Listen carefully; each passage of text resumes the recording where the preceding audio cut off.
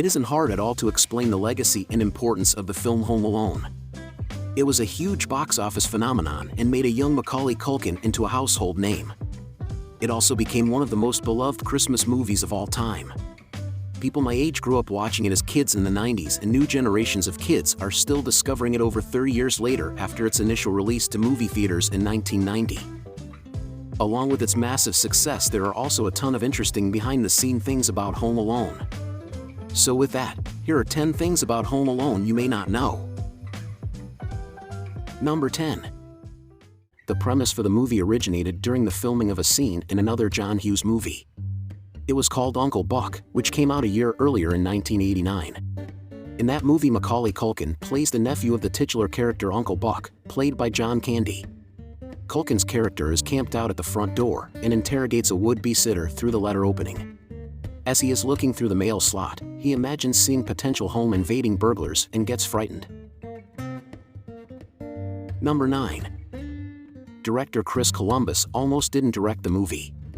He was originally hired to direct another John Hughes Christmas movie, National Lampoon's Christmas Vacation. He quit that movie after only a few weeks, finding Chevy Chase too difficult to work with. In fact, he said Chase treated him like dirt. This isn't totally surprising considering Chevy Chase has had a reputation for being hard to work with going all the way back to his Saturday Night Live days. John Hughes sent Columbus the script for Home Alone instead, and his career as a director really took off after its huge success. Number 8. Macaulay Culkin as the main character, Kevin McAllister, was not the only Culkin to appear in the film. His younger brother, Kieran Culkin, was also in the movie playing Kevin's cousin, Fuller McAllister, in his feature film debut. This character was known for loving Pepsi and notoriously wetting the bed. Kieran Culkin went on to have a very successful acting career, appearing in several movies such as Scott Pilgrim vs. the World. He is best known today for playing Roman Roy on the critically acclaimed HBO series, Succession.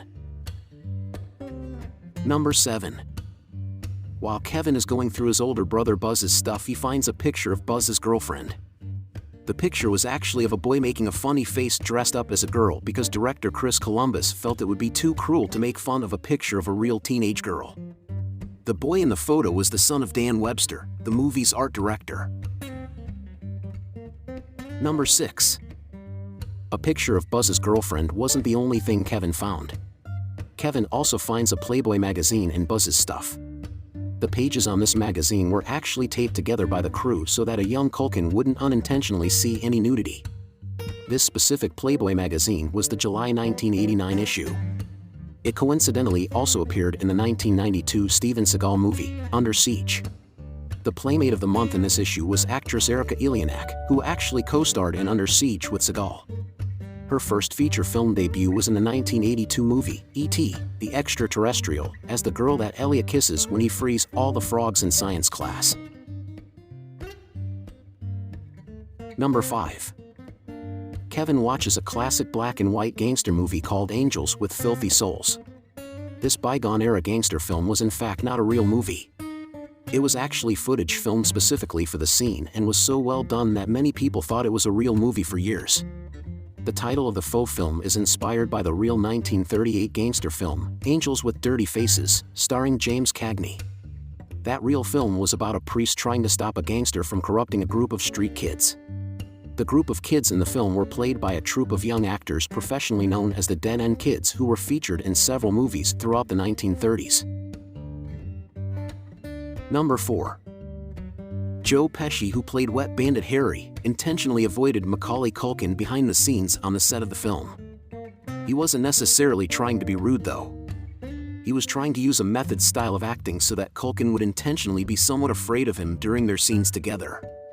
Pesci in general did not have a lot of experience working with kids and would often curse during the production of the movie. Director Chris Columbus advised Pesci to use the word fridge instead of the F word.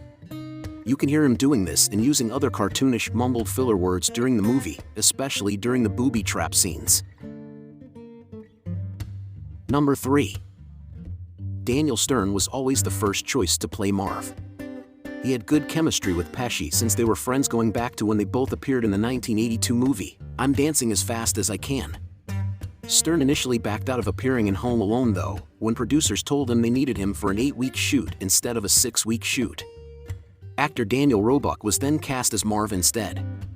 Producers didn't see much chemistry between Roebuck and Pesci and convinced the studio to pay Stern more money to come back and play the part. Number 2. Everyone remembers the big brick house that the McAllisters live in. Did you know though that technically all the interior scenes inside the house were not actually inside that big brick house? They were detailed sets built inside a gymnasium. In fact, the neighbor's house where the basement was flooded near the end of the movie was accomplished by building that house's interior set at the bottom of a swimming pool. Number 1. Many of the shots that focus on Kevin during the first act of the movie are filmed from above his head, making him seem small and helpless. During the third act at the end of the movie, Kevin is mostly shot from below, making him seem bigger and more confident. This was a filming technique to help show Kevin's character arc of going from being a young helpless little kid to being more mature and independent. Well, that was 10 things about Home Alone you may not know. Let everyone know in the comments how you discovered this Christmas movie and share any of the things from this video that you knew or didn't know about. If you want to see more videos like this, go ahead and subscribe to the Dave Likes Movies channel right here.